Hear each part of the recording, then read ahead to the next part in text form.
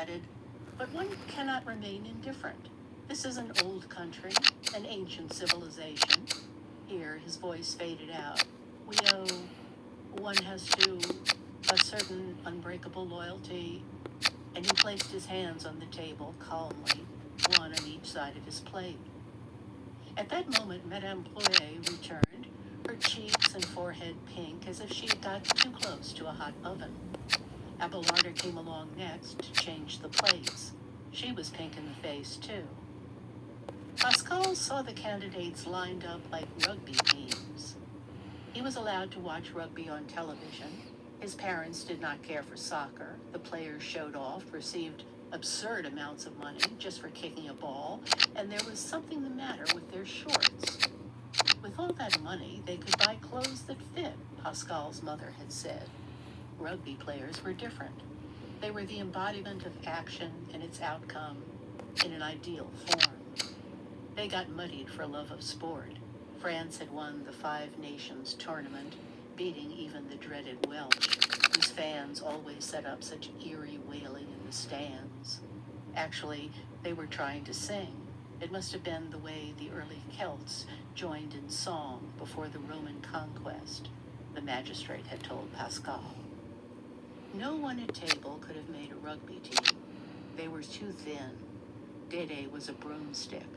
Of course, Pascal played soccer at school in a small cement courtyard. The smaller boys, aged 6, 7, tried to imitate Michel Platini, but they got everything wrong. They would throw the ball high in the air and kick at nothing, legs crossed over the chest, arms spread. The magistrate kept an eye on the dish Abelarda was now handing around. Partridges in a nest of shredded cabbage, an entire surprise. Pascal looked over at Dede, who sat smiling to himself for no good reason. If Pascal had continued to follow his father's gaze, he might be gently told later that one does not stare at food. There was no more conversation to be had from Monsieur Brouet for the moment. Helping themselves to partridge, the guests told one another stories everybody knew. All the candidates were in a declining state of health and morality. One had to be given injections of ground-up Japanese seaweed. Otherwise, he lost consciousness, sometimes in the midst of a sentence. Others kept going on a mixture of cocaine and vitamin C. Their private means had been acquired by investing in gay bars in foreign wars and evicting the poor. Only the Ministry of the Interior knew the nature and extent of their undercover financial dealings. And yet, some of these men had to be found better than others, if democracy was not to come to a standstill. As Monsieur Brouet had pointed out, one cannot wash one's hands of the future. The magistrate had begun to breathe evenly and deeply. Perhaps the sunlight beating on the panes of the shut doors made him feel drowsy. "Etienne is never quite awake or asleep," said his wife, meaning it as a compliment. She was proud of everyone related to her, even by marriage, and took pride in her father, who had run away from home and family to live in New Caledonia. He had shown spirit and a sense of initiative, like Dede with the wasps. Now that Pascal is 14, he has heard this often. But pride is not the same as helpless love. The person she loved best in that particular way was Dede. Dede had come to stay with the Brouets because his mother, Pascal's grandmother, no longer knew what to do with him. He was never loud or abrupt, never forced an opinion on anyone, but he could not be left without guidance, even though he could vote and was old enough to do some of the things he did, such as sign his mother's name to a check, admittedly only once. This was his second visit. The first, last spring, had not sharpened his character, in spite of his brother-in-law's conversation, his sister's tender anxiety, the sense of purpose to be gained by walking his little nephew to school. Sent home to Colmar, firm handshake with the magistrate at the Gare de l'Est, tears and chocolates from his sister, presentation of an original drawing from Pascal. He had accidentally set fire to his mother's kitchen, then to his own bedclothes. Accidents, the insurance people had finally agreed, but they were not too pleased. His mother was at the present time under treatment for exhaustion with a private nurse to whom she made expensive presents. She had about as much money sense as Harpo, the magistrate said. Without lifting his head from his homework, Pascal could take in nearly everything uttered in the hall, on the stairs, and in 2 adjacent rooms. When they were all four at breakfast, Madame Brouet repeated her brother's name in every second sentence, wondering if Dédé wanted more toast, if someone would please pass him the strawberry jam, if he had enough blankets on his bed, if he needed an extra key. He was a great loser of keys. The magistrate examined his 3 morning papers. He did not want to have to pass anything to Harpo. Madame Brouet was really just speaking to herself. That autumn, Dédé worked at a correspondence course in preparation for a competitive civil service examination. If he was among the first dozen, eliminating perhaps hundreds of clever young men and women, he would be eligible for a post in the nation's railway system. His work would be indoors, of course. No one expected him to be out in all weathers, trudging alongside the tracks, looking for something to repair. Great artists, leaders of honor and reputation, had got their start at a desk in a railway office. Pascal's mother, whenever she said this, had to pause as she searched her mind for their names. The railway had always been a seedbed of outstanding careers, she would continue. She would then point out to Dédé that their father had been a supervisor of public works. After breakfast, Dédé wound a long scarf around his neck and walked Pascal to school. He had invented an apartment with movable walls. Everything one needed could be got within reach by pulling a few levers or pressing a button. You could spend your life in the middle of a room without having to stir. He and Pascal refined the invention. That was what they talked about on the way to Pascal's school. Then Dédé came home and studied until lunchtime. In the afternoon, he drew new designs of his idea. Perhaps he was lonely. The doctor, looking after his mother, had asked him not to call or write for the moment. Pascal's mother believed Dédé needed a woman friend, even though he was not ready to get married. Pascal heard her say, art and science, architecture, culture, these were the factors that could change Dédé's life, and to which he would find access through the right kind of woman. Madame Brouet had someone in mind, Mademoiselle Turbin, who held a position of some responsibility in a travel agency. She was often sent abroad to rescue visitors or check their complaints. Today's lunch had been planned around her, but at the last minute, she had been called to Greece, where a tourist bitten by a dog had received an emergency specific for rabies and believed the Greeks were trying to kill him. Her parents had come, nevertheless. It was a privilege to meet the magistrate and to visit a rare old house, one of the last of its kind still in private hands.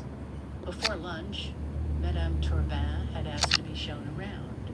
Madame Brouet conducted a tour for the women, taking care not to open the door to Dédé's room. There had been a fire in a wastepaper basket only a few hours before, and everything in there was charred or singed or soaked. At lunch, breaking out of politics, Monsieur Turbin described the treatment the tourists in Salonika had most probably received. It was the same the world over and incurred the use of a long needle. He held out his knife to show the approximate length. "Stop!" cried Madame Chevalier Crochet. She put her napkin over her nose and mouth. All they could see was her wild eyes. Everyone stopped eating, forks suspended, all but the magistrate, who was pushing aside shreds of cabbage to get at the last of the partridge. Monsieur Chevalier Crochet explained that his wife was afraid of needles. He could not account for it. He had not known her as a child. It seemed to be a singular fear, one that set her apart. Meantime, his wife closed her eyes, opened them, though not as wide as before, placed her napkin neatly across her lap, and swallowed a piece of bread. Monsieur Turbin said he was sorry. He had taken it for granted that any compatriot of the great Louis Pasteur must have seen a needle or two. Needles were only a means to an end. Madame Brouet glanced at her husband, pleading for help, but he had just put a bite of food into his mouth. He was always last to be served when there were guests, and everything got to him cold. That was probably why he ate in such a hurry. He shrugged, meaning change the subject. Pascal, she said, turning to him. At last she thought of something to say. Do you remember Mademoiselle Turbin? Charlotte Turbin? Brigitte, said Pascal. I'm sure you remember, she said, not listening at all. In the travel agency, on Rue Comartin. She gave me the corrida poster, said Pascal, wondering how this had slipped her mind. We went to see her, you and I, the time we wanted to go to Egypt. Now do you remember? We never went to Egypt. No, Papa couldn't get away just then, so we finally went back to Deauville, where Papa has so many cousins. So, you do remember Mademoiselle Turbin, with the pretty auburn hair. Chestnut, said the two Turbins together. My sister, said Dede all of a sudden, indicating her with his left hand, the right clutching a wine glass.